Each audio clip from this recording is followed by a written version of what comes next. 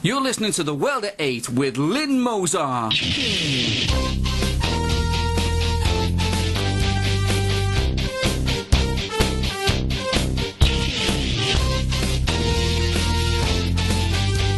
World at 8, the number one in nationalist news.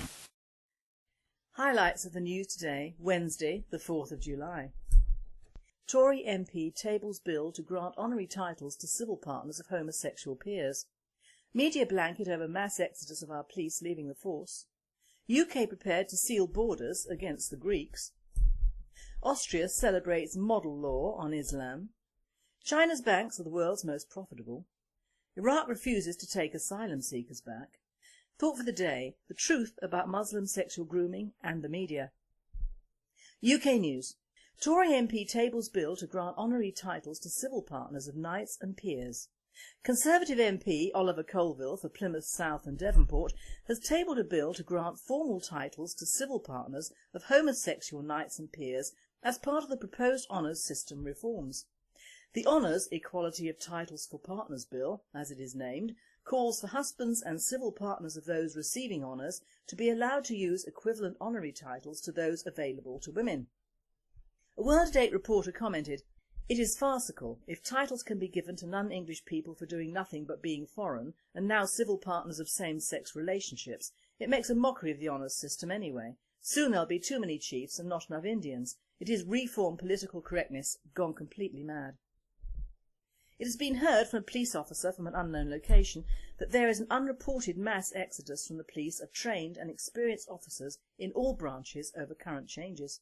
The lowering of standards and levels of service offered, and especially the growing interference of witch hunts and handicapping by political correctness and Islam sensitivity, which is seriously undermining and destroying their effectiveness and ability to do the job they signed up for. This, combined with the summer riots last year, which many officers described as a living hell, in which they were threatened with guns and machetes, and another officer described it as a scene out of Zulu. Add to this the closing of 264 counters as more police stations are being shut down, plus the opening of 137 so-called shared locations, which can and will mean portable mobile police stations, a caravan, in a supermarket car park. A World Data writer has commented, "You cannot expect our police to do a good job if they are undermanned, underfunded, no premises, and yet still they will have more oceans of paperwork mounting up over the puerile offences." Put this with the Olympic threat of disorder, still more immigration, and a general halt on employing white officers, and you have a third world police force, if indeed it can be called even that. A British National Party government would ensure a massive input into the police, because one day this country will need the police force it used to have and be famous for worldwide. Euronews. The UK is prepared to seal borders against Greeks. The EU Observer reports the UK is prepared to restrict the rights of Greeks from entering this country should Greece exit the euro. The UK revealed Tuesday, 3rd of July, it is prepared to seal its borders from Greeks and other Eurozone citizens caught up in the fallout of the sovereign debt crisis in the event of extraordinary stresses and strains. The Prime Minister said, "I will be prepared to do whatever it takes to keep our country safe." David Cameron told a Home Affairs Committee, "You have to plan, you have to have contingencies, you have to be ready for anything. There is so much uncertainty in our world." A World at 8 writer commented, "Well, he and the previous governments haven't done too well along those lines, have they? Funny he is prepared to talk the talk when it comes to Europeans. If this government is making plans to stop the Greeks and possibly the Spanish and Italians from entering the UK, what of the hordes from the Middle East, Africa and Asia? No contingencies are in place for our non-European parasites, are there?" Austria celebrates model law on Islam. The Europe News highlights the BBC's article on Austria's celebration of a 100-year-old law giving Islam the same rights under Austrian law as Catholicism, Lutheranism, Judaism and Buddhism. Trust the BBC to ignore the facts from Austria that not all is as it seems. Islam, according to the Austrian Society for International Understanding, will soon overtake Protestants as the second largest religious group in Austria. Muslim service members are unable to perform their jobs because they stop up to 5 times a day to do their worshipping. The Turks are exercising their influence through immigration and mosque building in Vienna and other Austrian cities and towns. So Islam has been an officially recognised religion in Austria for 100 years. Yet another historical event is probably more familiar to most people. The 1683 siege of Vienna, when the Muslim Ottoman army's advance on Christian-controlled Europe was halted. World news. China's banks are the world's most profitable. Gideon Spanier of The Independent reports that 3 most profitable banks in the world are now Chinese. He writes this article, How Far Financial Power Has Shifted from Europe and America Since the Credit Crunch. Chinese banks are now generating almost 30% of the banking industry's total global profits. Chinese banks have grown from 4% to 29%, whilst European banks have fallen from 46% to 6% in the 5 years since 2007. To put it simply, if the banking profits this year were only £100 billion, then Chinese banks would have taken £29 billion and the European banks a measly £6 billion. Iraq is refusing to take back its illegal immigrants. The Iraqi parliament has blocked the repatriation of thousands of illegals who have lost the right to remain in this country. The UK has apparently failed to return any rejected illegal Iraqis since March 2011 because of legal problems in Baghdad airport. Other categories of deportees have been sent home. The Home Office have dismissed it as posturing and says it will make no difference. A World at 8 reporter stated, of course it will make no difference. They're not sending them back the way they came. Send them back by lorry or train through Europe. The Iraqis do not want their flotsam and jetsam back, and the trouble is they're still coming in. So if you add the current unavailable figures to those since March 2011, you have many more thousands. The border agency should just commission a large convoy of trains or lorries and put them on and send them home regardless. If the Iraqi government want money, we should charge them for the petrol and the trouble. Don't people understand the word illegal? Job done and ongoing. Zimbabwe bid to take over schools illegal, says Minister. The Times Live from South Africa is reporting that Zimbabwe's bid to force private schools to come under majority black control is illegal, the country's education minister says. A government notice issued last week by Empowerment Minister Xavier Kasukuwere gave foreign-owned banks and private schools a year to comply with a law requiring 51% shareholding by local blacks. But Minister of Education David Coulthard, a member of the Movement for Democratic Change, MDC, party in a coalition government formed with President Robert Mugabe's ZANU-PF, said the directive was illegal. He said that most private schools, formerly the preserve of whites, but now are largely multiracial, were owned by churches and trusts. Thought for the day: the truth about Muslim sexual grooming and the media. Now once again we nationalists were right about the ever-growing problem of Muslim sexual abuse of underage girls, but how are the media taking it? Well, at last, as Nick Griffin said, they are publishing the occasional article, but they are vague and, as always, never ever mention the Muslim community. The religion of most of the perpetrators is left out and can only be guessed at if they publish the names in a timely fashion, which they often do not. The Daily Mail must listen to World at 8 or read the BNP website to have come up with an article in yesterday's paper, headed somewhat inappropriately, "Thousands of children dumped into care are at risk from sex gangs." Wholly encompassing and wholly untrue. While some of the victims have been vulnerable, many have not been in care or homeless. This article puts all the sexual grooming gangs into one basket, and not once in the full-page article is the word Muslim ever mentioned. In an article within this article, the Charlene Downs murder case is mentioned. She is classed as impressionable and victim to Blackpool's sex ring of older men. They do, however, admit her body has never been found. The Mail highlights 2 other cases as far south as Margate and Worthing. They both say sex gangs and children who are in care or homeless. It is disgusting that a paper with such a high readership actually is spare with the truth, to say the least. They have named in Rochdale just one man, Shabir Ahmed, who was the ugly 59-year-old ringleader, and his followers are classed as Asian. Again, wrong. There are mentions of Pakistani men, but between Ofsted, care homes, vulnerable girls and Children's Minister Tim Loughton, who should be made available for use by these grooming gangs, there is no mention of the actual true identity and circumstances of these awful crimes. Why?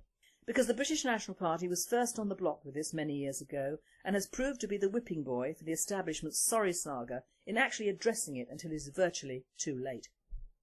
Now, a few facts for you as my research on grooming gangs has shown. Not all the children approached have been vulnerable or in care.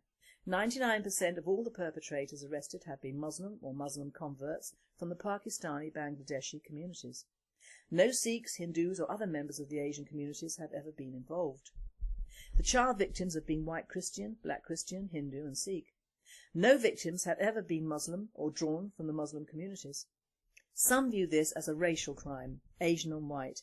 It is not, although the media want us to view it as such, because we in the BNP are all classed as racists. It is a religious hate crime which covers all colours but not all religions. It is not an honour crime amongst the Asian communities. It is a money-making business, together with drugs and prostitution. The groomers give sweets, alcohol, drugs and affection, but all very low-key, never more than is necessary to hook them. It is family and community-based. Their families know about it.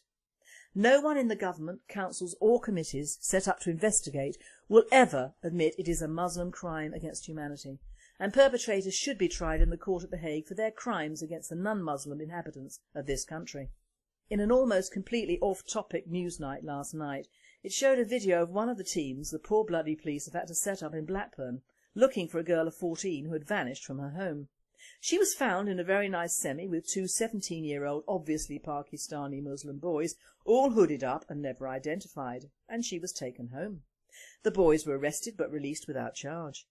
Now how can two boys that age have a girl in a house which either they own or are there without their parents' knowledge? It's not possible. This news, which was supposed to centre on vulnerable child sex exploitation, but in reality just hovered on the care home situation and the fact that councils outsource their vulnerable children to places down south into what are called seedy areas. A councillor at Margate also referred to the fact that these children are open to sexual exploitation along that coastline. One of the girls was interviewed as an in-care survivor, and it was obvious she was black. Exactly how many of our children in care are mixed race or black? This proves that they are just as much a target as the white girls who are living at home. The real question is, from whom? Whilst a hag from Australia and Happy Tim Lawton were again pontificating on the expenses of looking after our 56,000 children in care and what monies could do what, the entire basis of the sexual grooming problem was deliberately ignored: the Muslim input. This is why, wearing my pro-fam hat, I can say that the public cannot be blamed for their ignorance. No one is prepared to tell the truth. The books open to the public on this subject in my local library total just one. It is about a girl aged over 20 who has a relationship with one Albanian and has lived with an English guy, goes over to meet another Albanian in Italy and ends up being a prostitute. She is thoroughly weak and unlikable. Her parents enlist the help of all the societies and people imaginable, and she still goes back, but comes home again. In the end of this book I have no sympathy for her at all. She was not underage, she was not vulnerable, she was just plain stupid. In another of the crop books, this stands for the Coalition for the Removal of Pimping, and it should stand for the Coalition for the Removal of Pakistanis, their books are worse. The children are underage and not from vulnerable homes. In just one of these awful survivor stories is the word Pakistani mentioned, and never the religion. You would think all these children have been groomed by the invisible man. Their perpetrators escaped literally with murder in the case of one mother who found her 15-year-old daughter partially buried in the field. Crop works with the Human Trafficking Centre, which of course opens up a can of worms with Eastern European gangs and the black gangs of London. The latest from the black gangs is a mobile video showing a 14-year-old having sex with members of such lovely, real Oscar material. We will never root out the cause of Muslim gang sexual grooming until we face up as a country to the fact it is not racist to accuse the right people, the Muslims.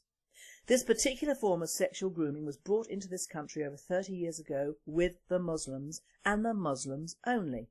Even a certain journalist, Melanie Phillips, has affirmed this, but she is Jewish, her voice will not count. If we really want to do something about this, either we will have to gain a voice or let the tide of groomings continue until even the Brits will realise it is a national problem, not a nationalist problem. In curing it, we might be seen as anti-Muslim, but tough. But we should take a leaf out of the books of the Muslims themselves. If they do not like something in a country they feed off, they change it, so why can't we? There are many laws we could bring in to water down the Muslim influence, but do we have the guts? Well, you know what they say, no guts, no glory. But I would rather do something than just sit by whilst an entire generation of children are ruined. And finally, it had to come, didn't it? Talking bog cakes. In Lansing, Michigan, state police said talking urinal cakes with an anti-drunken driving message will be distributed to nearly 200 eateries before today, Wednesday, their Independence Day celebrations. The urinal cakes are being distributed to establishments serving alcoholic beverages in Bay, Wayne, Delta and Ottawa counties as part of a ramped up effort to prevent drunken drivers from now to Sunday. The Bay City Times reported Tuesday they'll be placing them in the men's urinals only. Listen up, that's right, I'm talking to you. Had a few drinks? Maybe a few too many. Then do yourself and everyone else a favour. Call a sober friend or a cab. Oh, and don't forget to wash your hands, the urinal cakes say in a pre-recorded message. Apparently there are some bog cakes which sing and flash lights. Now that would stop a drunk in his tracks, would it not? I feel a full case of delirium tremens coming on. You have been listening to The World at 8. I am Lynn Mozart and I wish you all a very good night.